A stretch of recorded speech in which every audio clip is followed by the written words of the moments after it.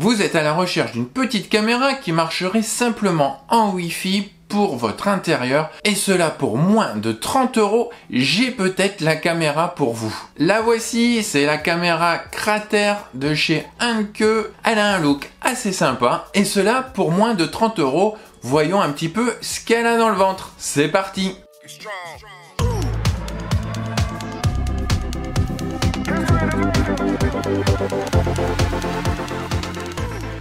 Bonjour, c'est Thomas et bienvenue dans mon journal, dans mon carnet de notes dédié à la domotique pour parler aujourd'hui un petit peu de sécurité et plus particulièrement de caméras de surveillance. Je voulais particulièrement parler de cette petite caméra de chez Anke, la Crater, qui fonctionne tout simplement en Wi-Fi et à un prix défiant toute concurrence puisqu'elle est autour d'une trentaine d'euros. Alors, avant d'aller un petit peu plus loin, comme toujours, je suis transparent avec vous. Cette caméra, elle m'a été envoyée par la marque, par Anke, pour que je puisse la tester et vous faire un retour. Et comme d'habitude, les conditions sont toujours les mêmes pour la chaîne. La marque n'a absolument pas de vue sur cette vidéo avant sa publication et je reste libre de ce que je veux partager avec vous. Maintenant que cela est dit, je vous propose de regarder un peu plus en détail cette caméra. Alors, elle est livrée dans cette boîte, vraiment une boîte classique, on va dire, avec bien entendu la photo de la caméra et derrière quelques caractéristiques, dont notamment qu'elle fonctionne avec l'assistant Alexa et seulement Alexa, mais ça j'y reviendrai un petit peu plus loin. Je trouve ça un petit peu bizarre, on va dire, de ne pas avoir les assistants vocaux classiques, Alexa, Google Home, HomeKit d'Apple encore, on aurait peut-être pu imaginer, mais Alexa et Google Assistant, c'est vrai que d'habitude l'un va avec l'autre. Ensuite, la caméra, elle filme en Full HD, donc à 1080p. Il y a une détection humaine qui est faite.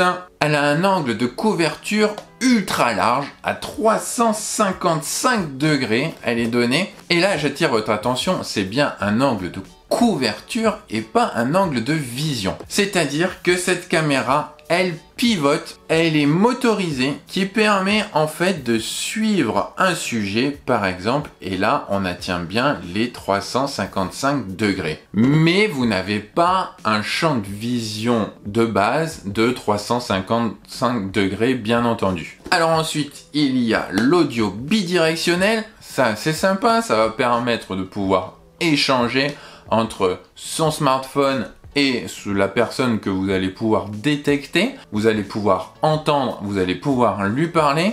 Donc ça, pas mal comme fonctionnalité pour une caméra de ce prix-là. Et vous avez enfin la possibilité de fonctionner soit avec le cloud ou soit entièrement en local. En effet, si je reprends cette petite caméra, sur le dessous, vous allez pouvoir mettre une carte SD pouvant aller jusqu'à 128 Go. Voilà un petit peu à quoi ressemble cette caméra, ce que vous avez dans la boîte. Vous voyez, elle n'est pas très grande. Par contre, elle a un petit peu dodu, on va dire. Mais ce qui est vraiment sympa, c'est vraiment sa tête rotative, sa tête motorisée, qui va permettre de suivre un sujet sur une zone qu'on va définir. Vous allez voir dans l'application. Dessous, vous allez pouvoir la fixer. Vous allez pouvoir la fixer dans sa position classique. Vous allez pouvoir également la fixer tête en bas et inverser l'image ensuite dans l'application. Vous allez voir, c'est le type d'installation que j'ai choisi. Et je crois avoir fait le tour. Elle est livrée avec un cordon d'alimentation d'1,20 m. Sur le site d'Anke, vous avez également l'option de prendre un cordon de 3 mètres. Suivant les configurations, ça peut être utile. Et je crois avoir fait le tour de cette caméra qui reste une caméra basique, comme je vous l'ai dit, qui fonctionne uniquement en Wi-Fi. Il n'y a pas de PoE ou autre, elle ne peut pas être reliée également par un câble Ethernet, donc c'est 100% Wi-Fi. Mais suivant le cas, et franchement pour 25 €, ça fait le taf. Et je vais vous montrer, on va aller l'installer. Moi j'ai décidé de l'installer dans mon garage, je voulais garder un petit peu un œil sur ce garage. Donc je vais aller l'installer, on va ensuite configurer sur l'application. avant justement quand on parle d'application, bien sûr il existe l'application du constructeur. Attention par contre à bien choisir l'application Anke Smart et pas Anke Vision, il y a plusieurs applications dans cette marque, donc attention à bien utiliser l'application Anke Smart si vous voulez intégrer cette caméra cratère. Cependant, c'est une caméra qui fonctionne en Wi-Fi, comme je vous l'ai dit à plusieurs reprises déjà. Qui dit Wi-Fi dit bien souvent avec des produits comme cela compatibles avec Tuya. Et dans mon cas, comme j'aimerais quand même pouvoir l'intégrer dans Home Assistant, c'est cette application là que je vais utiliser. Plus précisément, je vais utiliser Smart Life avec un compte Tuya qui va me permettre ensuite de remonter quelques informations de cette caméra sur Home Assistant. On va faire ça ensemble de suite. Je file au garage la brancher et on continue. On ouvre donc l'application Smart Life. On va faire ajouter. On va chercher bien sûr une caméra. Donc, caméra et serrure. Là on choisit une caméra de sécurité Wi-Fi basique. Il n'y a pas forcément le modèle que l'on cherche. Et là, on va sélectionner le Wi-Fi. Comme toujours, sur ce type de produit, ça va être un Wi-Fi en 2,4 GHz. Le 5 ne fonctionne pas sur ce type d'appareil. On va choisir son réseau. On va mettre son petit mot de passe. On fait suivant. Là, on a un QR code qui s'affiche. Et on va aller présenter ce QR code à la face de la caméra, pour ensuite avoir une connexion de la caméra sur le Wi-Fi. Et voilà, elle est détectée. On a notre caméra intelligente. On va lui changer son petit nom. Là, basiquement, on va l'appeler Anke Cratère. Bien sûr, merci la correction automatique, ça devient Annie Carter. On laisse comme ça, on fait suivant, et là on a un message erreur de carte SD, puisque je n'avais pas encore mis la carte SD dedans. Une fois mise, tout fonctionne correctement. Donc là j'essaie de inverser l'image de la caméra pour avoir le bon sens. Si on va dans information, réglage des fonctions, pour inverser l'image, puisque comme je vous l'avais vu, j'ai installé la caméra à la tête à l'envers. Il y a vraiment de nombreuses options. La carte SD, bien sûr, on va la formater afin d'être sûr qu'elle fonctionne correctement.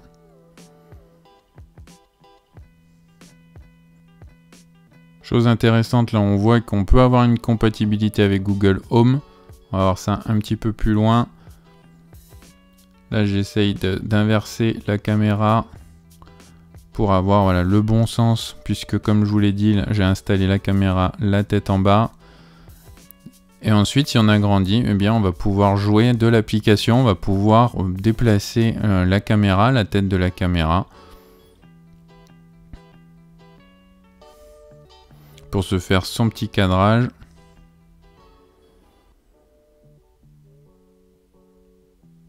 Donc là, le mode audio, eh bien, on va pouvoir sélectionner bidirectionnel ou unidirectionnel, comme je vous ai présenté. La surimpression, je la désactive, comme ça on gagne un petit peu, un peu plus joli sur l'image.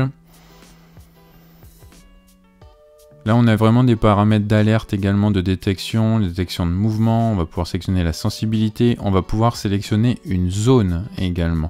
Si on veut regarder, surveiller une seule zone, on va pouvoir la définir.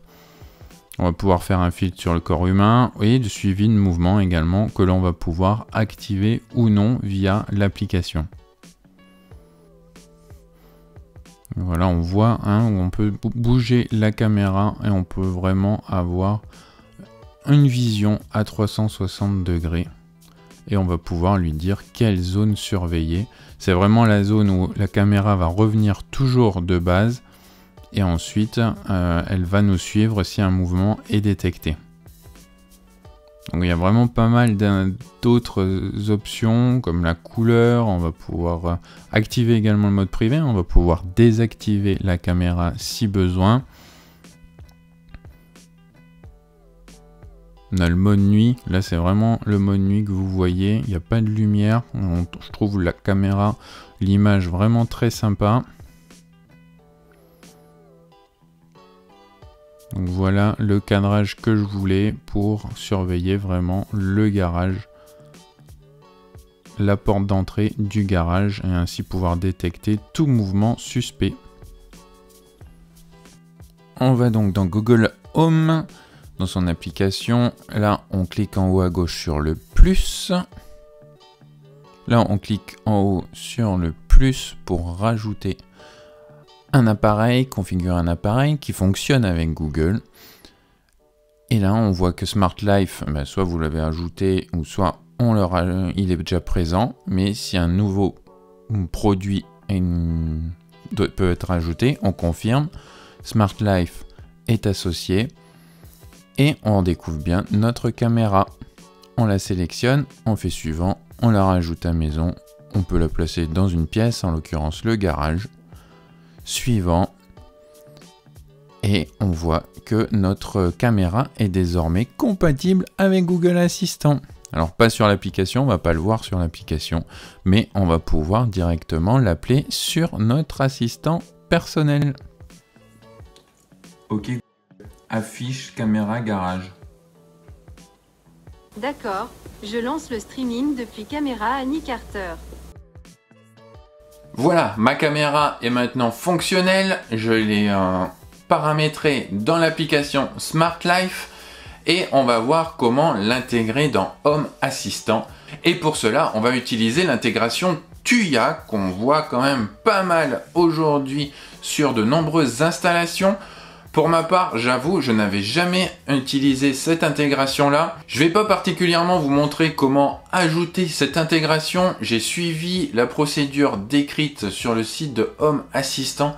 Franchement, très très simple à suivre. Aucune difficulté. J'ai eu juste à suivre la procédure, ajouter l'intégration Tuya, renseigner mon compte et mon mot de passe du compte Tuya. Et ensuite, ça a retrouvé immédiatement ma caméra. Je pense pas qu'il y ait de difficultés. Si vous avez des difficultés, n'hésitez pas à me le dire dans les commentaires. Je vais pas m'étendre sur ce sujet aujourd'hui dans cette vidéo. Par contre, voulant toujours ne plus passer par la partie extérieure, par la partie cloud, même de Tuya, il existe une intégration Tuya, Local Tuya, qui permet de pouvoir se passer de ce cloud.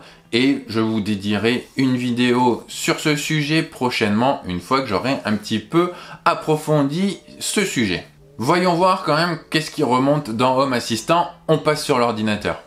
On se rend donc sur Home Assistant et on va aller dans Paramètres, Appareils et Services. Et là, vous allez faire ajouter une intégration et vous allez ajouter l'intégration Tuya. Alors, je l'ai déjà faite. Hop.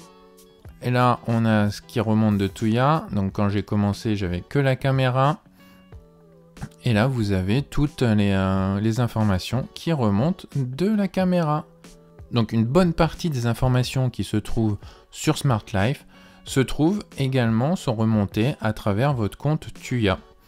Alors, il n'y a pas forcément énormément de choses et on ne cherche pas à avoir forcément beaucoup de remontées d'informations. Là, il est possible de contrôler la sirène. Moi, ce qui m'intéresse principalement, c'est vraiment d'avoir le retour de l'image, la configuration, très sincèrement. Je ne pense pas forcément l'utiliser à partir de Home Assistant, mais c'est possible. Moi, ce qui m'intéresse, c'est vraiment le capteur de la caméra et avoir un retour de la caméra de mon garage. Bien sûr, on va pouvoir intégrer tout ça. J'ai fait un petit test. Voilà, on a vraiment sur son tableau de bord, on met sa petite caméra, si on clique, on a le direct.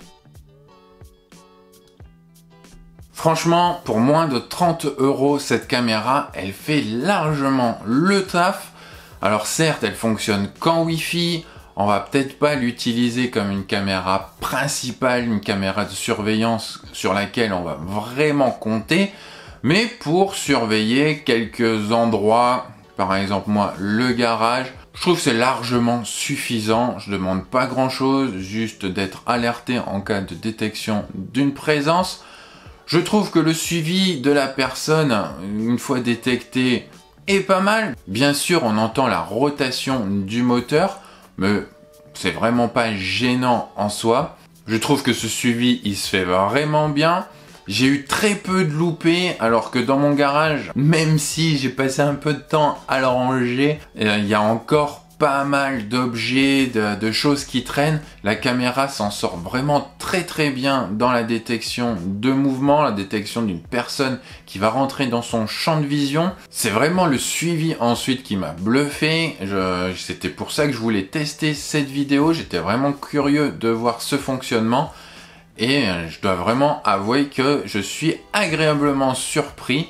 Ça fonctionne vraiment très bien, même comme je vous le dis, en conditions de lumière pas toujours optimales dans un garage. En résumé, une bonne petite caméra Wi-Fi qui fonctionne et qui fait ce qu'on lui demande de faire tout simplement. Personnellement, maintenant j'ai l'esprit un petit peu plus tranquille de pouvoir garder un œil sur mon garage. Je vais maintenant aller un petit peu approfondir le sujet de l'intégration locale Tuya. Et je vous dis à très bientôt pour une prochaine vidéo. Bye bye!